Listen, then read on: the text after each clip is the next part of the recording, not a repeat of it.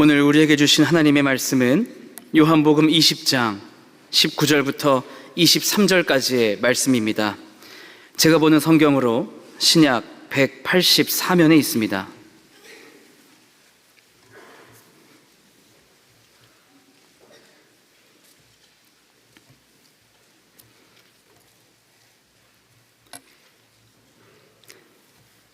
하나님의 말씀을 봉독하겠습니다.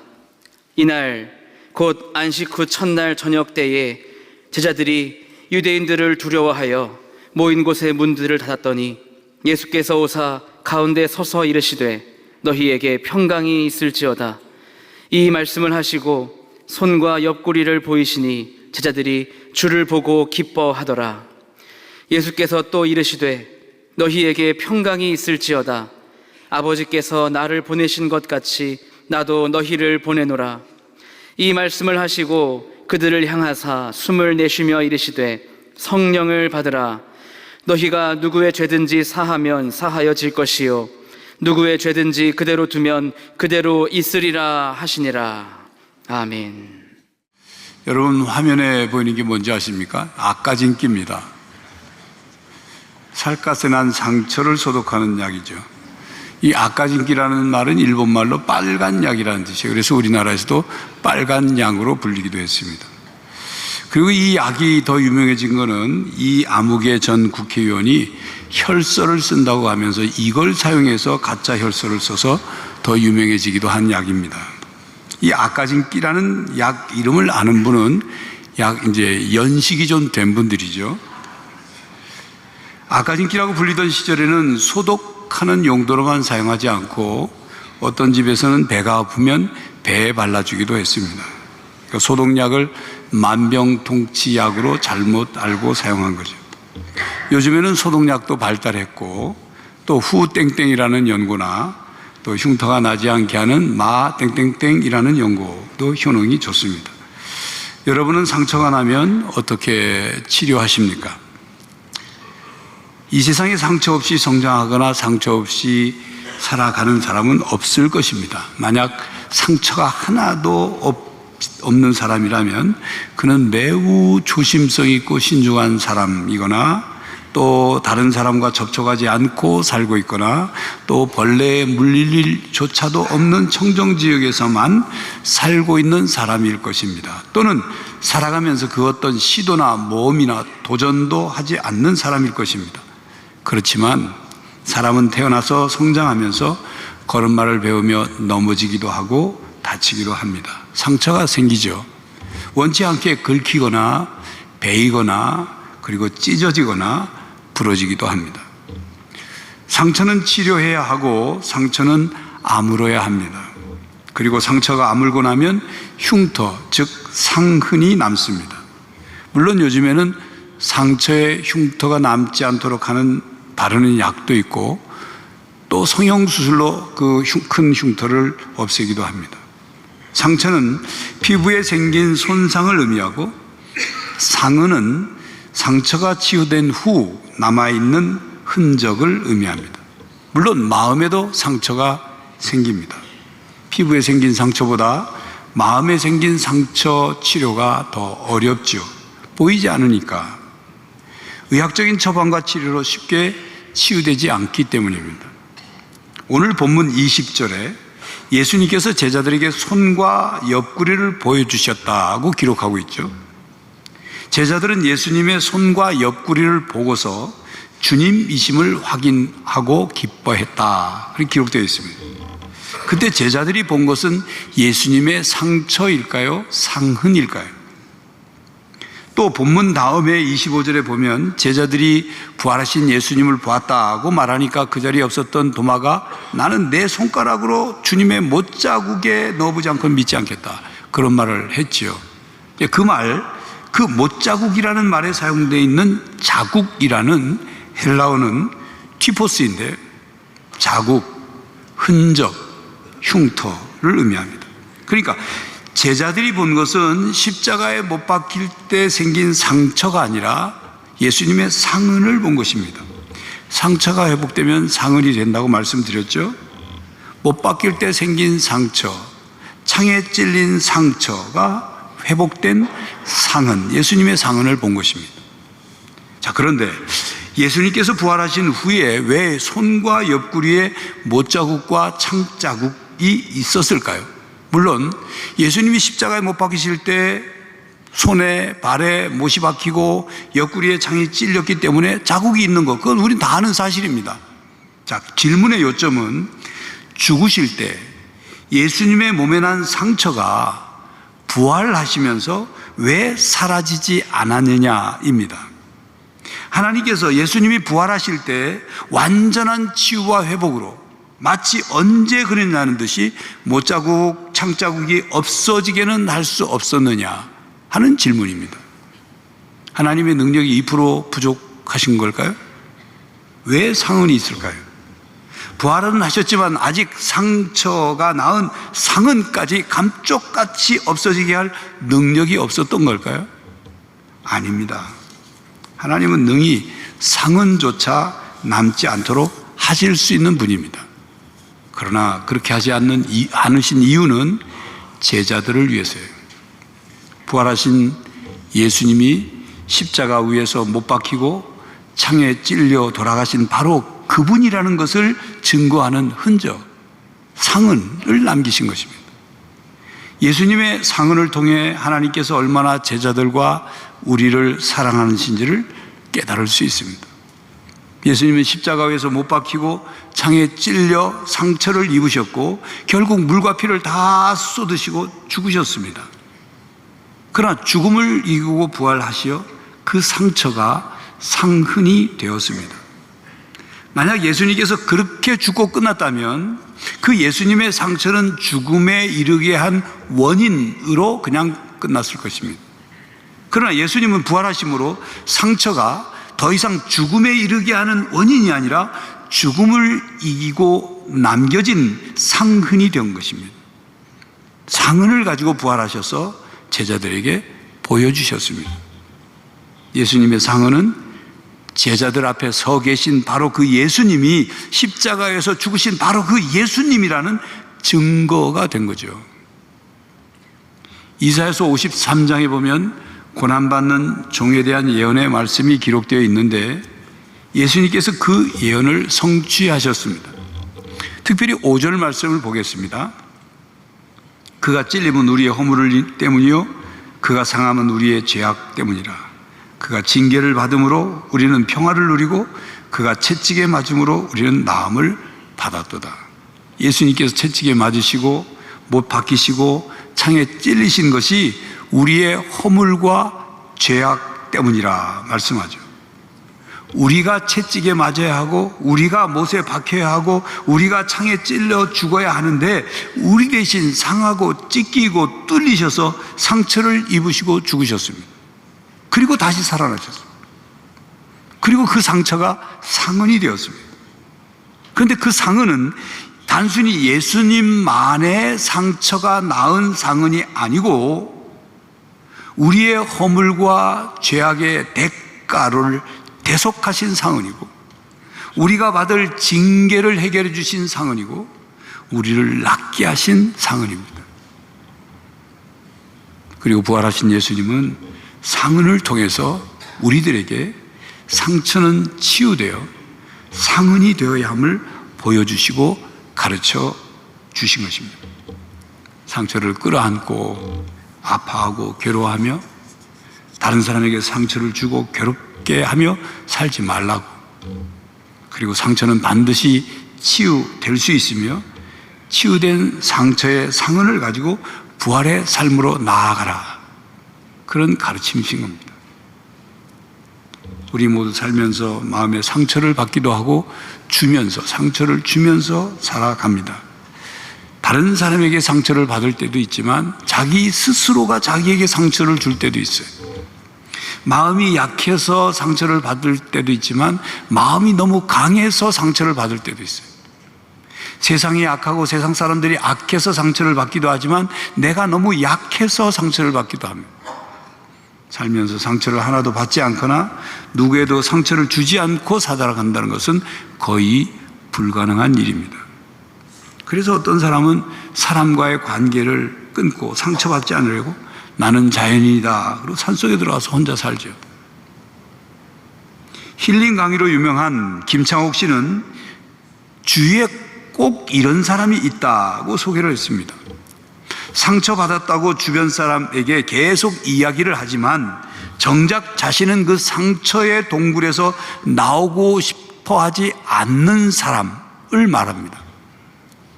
그리고 계속 위로해 달라고 하는 사람 말입니다. 나 좀 도와줘. 나는 과거에 이런 상처가 있어. 그러니까 네가 나를 보살펴 줘야 돼. 이러면서 계속 위로만을 받으려고 하는 사람이 있는데, 그런데 그런 사람들은 진정으로 위로를 받아들이려고 하지 않는다는 거죠. 위로해 달라고는 하지만 위로를 받아들이려고 하지 않는 그런 기형적 현상이 일어난다고 말하고 있습니다. 김창옥 씨가 말하고자 하는 핵심은 상처의 동굴에서 나오려고 하지 않으면 그 어떤 위로로도 상처가 치유되지 않는다는 것입니다. 지금 이 시간에 말씀드리는 상처는 외부의 상처를 말하는 것이 아니라 내면의 상처, 마음의 상처, 상한 감정을 말하고 있습니다. 마음의 상처는 자신의 감정에서 우리를 빠져나오지 못하게 만듭니다.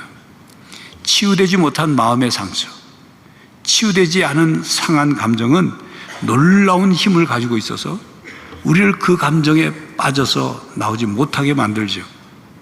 우리가 우리 자신의 마음을 통제하지 못하도록 만듭니다.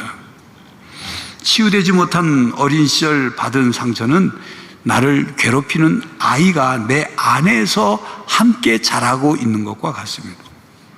그런 상처받은 아이가 내면에서 자라고 있는 성인을 우리는 성인 아이라고 말합니다. 몸은 성인인데 마음과 감정은 상처받은 어린아이에 머물러 있는 것을 말합니다.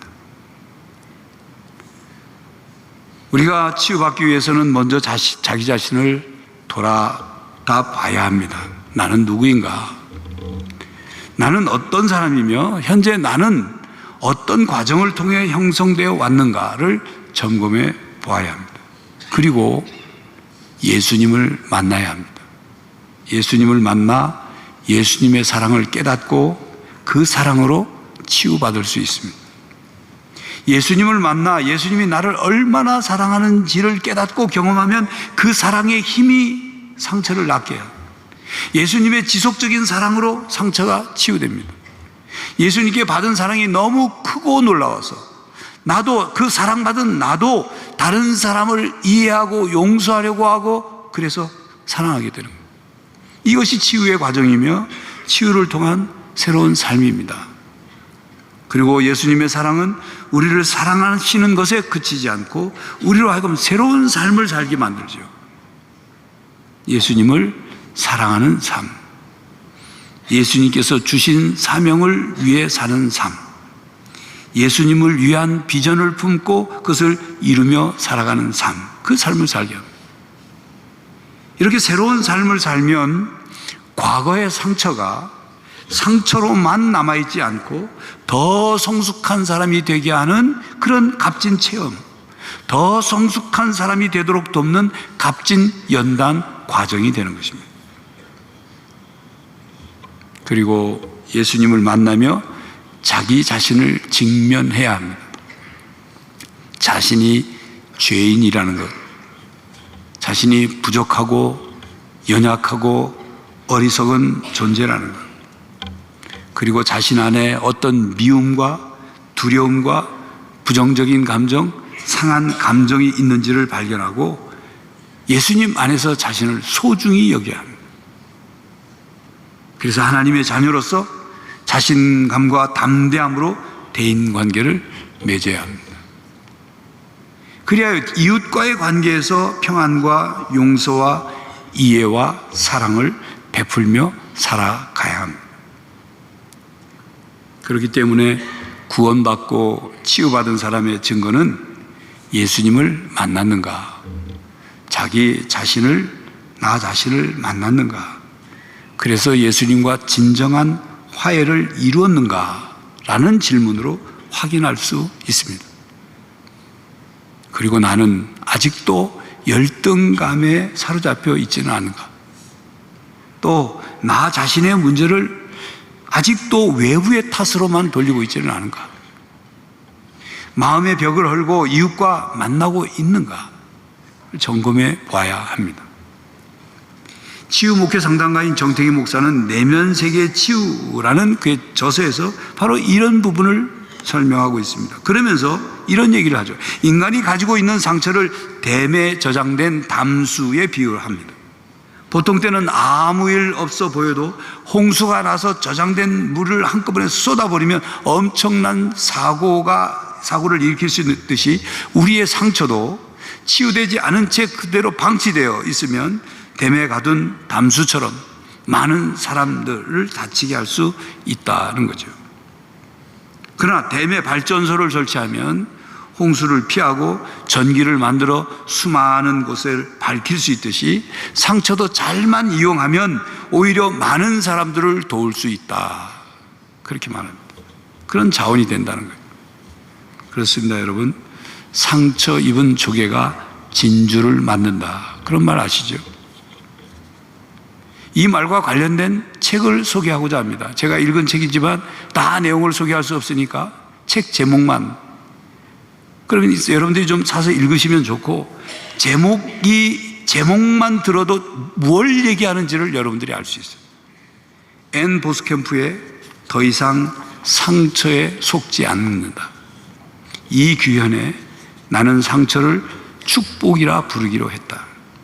김창옥의 당신은 아무 일 없던 사람보다 강합니다. 스캇 솔즈의 아름다운 사람은 저절로 만들어지지 않는다. 패시 클레몬트의 하나님은 깨진 자를 사용하신다. 하나님은 완벽한 사람보다 깨진 사람을 선택하여 고치고 채우고 치유하여서 사용하신다는 내용이죠. 정호성 시인의 시 풀잎에도 상처가 있다라는 시에는 상처 많은 꽃잎들이 가장 향기롭다, 그런 식기가 있어요. 이 제목과 식기가 무엇을 말하고 있는지 여러분 아시죠? 깨달을 수 있죠?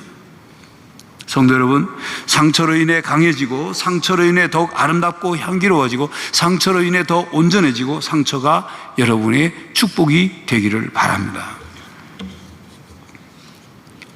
한지웅 목사가 쓴 인문학을 하나님께는 이런 글이 나옵니다. 예수님이 십자가 못 박혀 돌아가실 때 오른편 쪽의 강도는 마지막 죽기 직전에 예수님에게 고백을 하고 그리고 낙원의 천국에 들어갔잖아요.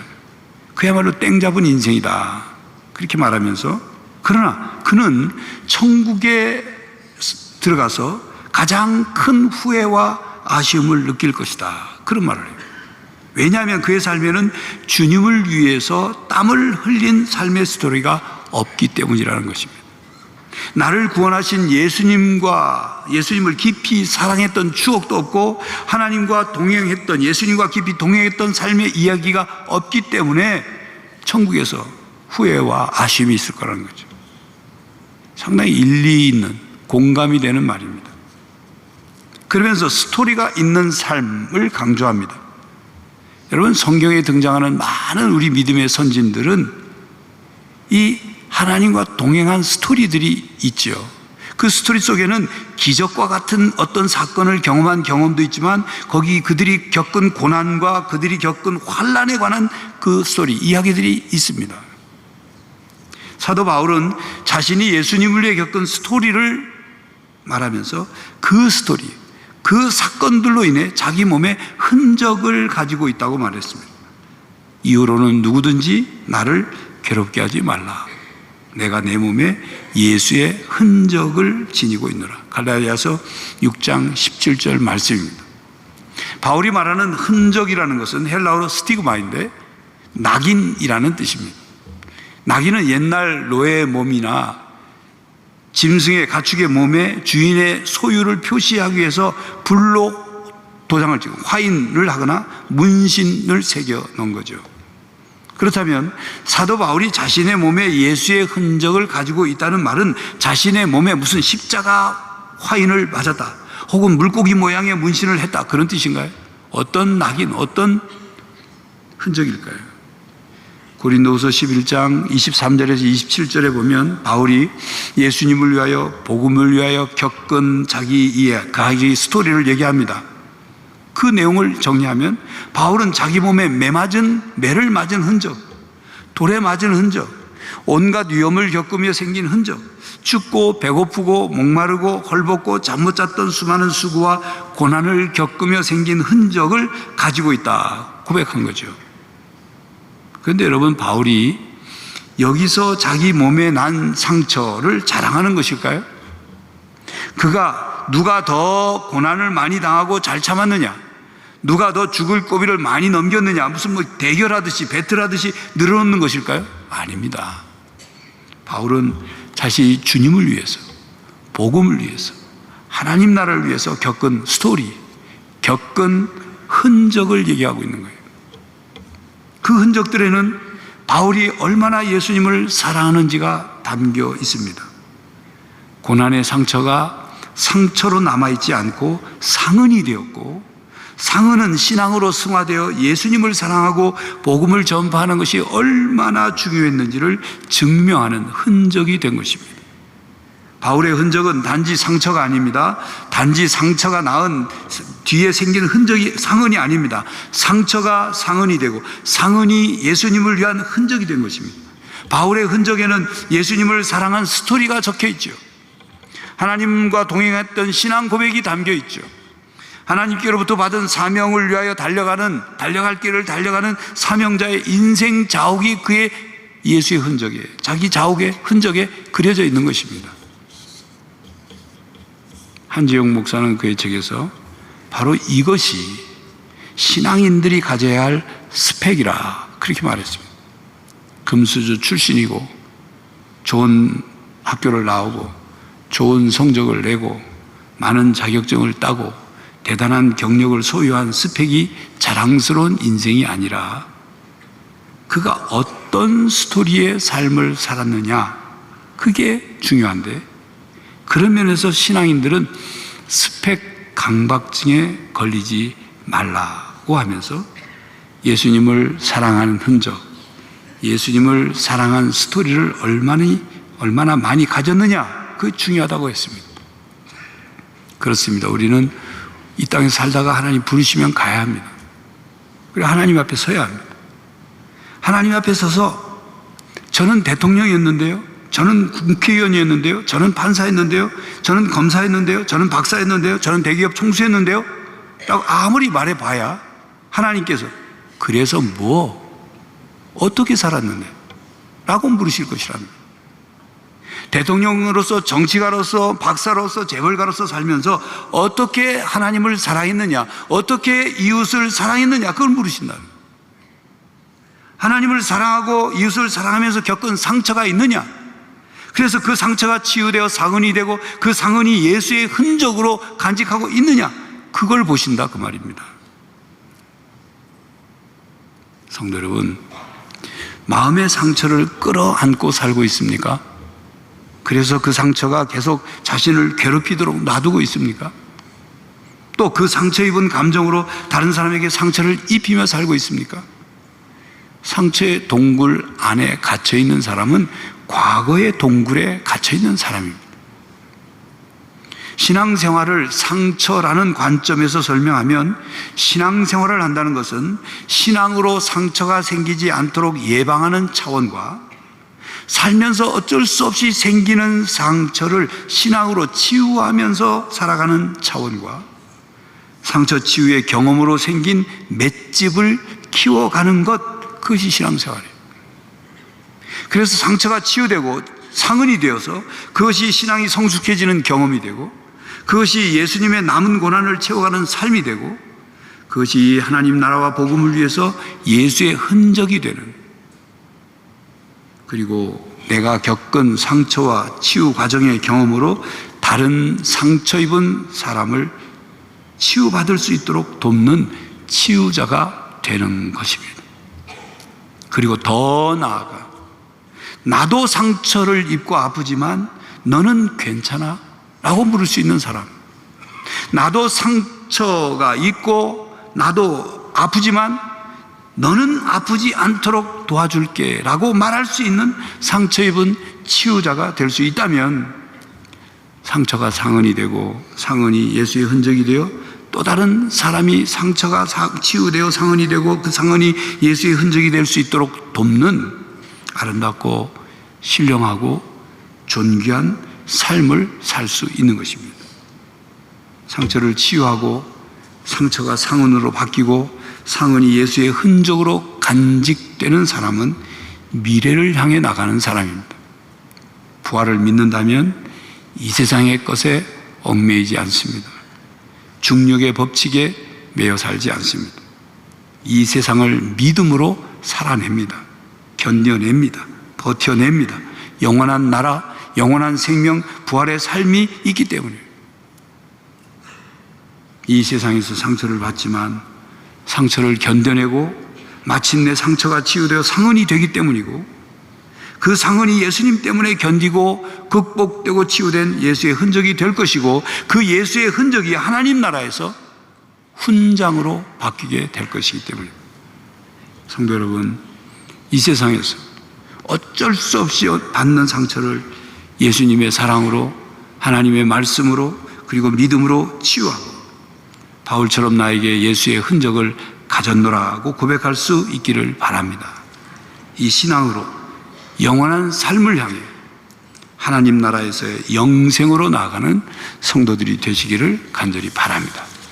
기도하겠습니다. 하나님, 이 땅에 살면서 이런저런 환경과 사건 때문에 또 이런 사람과 저런 사람 때문에 때로는 나 자신 스스로 때문에 상처를 받기도 하고 상처를 주며 살아갑니다.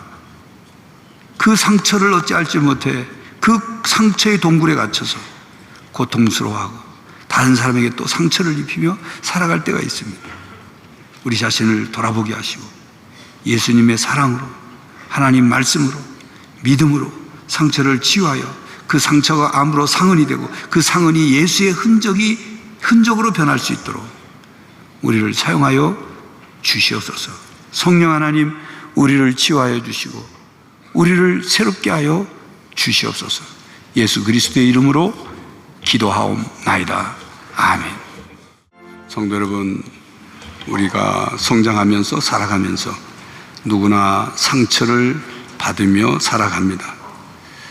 예수 그리스도의 사랑으로 또 하나님의 말씀으로 상처가 치유되어 상흔이 되고 그 상흔이 예수 그리스도를 위한 흔적이 되어 상처받은 다른 사람들을 치유하며 살아가는 성숙한 성도들이 되시기를 간절히 바랍니다. 지금은 우리 주 예수 그리스도의 은혜와 하나님 아버지의 사랑과 성령 하나님의 교통하심이 자신의 상처를 치유하고 또 그 치유된 상흔이 예수의 흔적이 되어 다른 이들을 치유하며 살기로 다짐하는 모든 성도들과 가정과 삶의 현장 위에 이제로부터 영원히 함께 하시기를 간절히 축원하옵나이다. 아멘.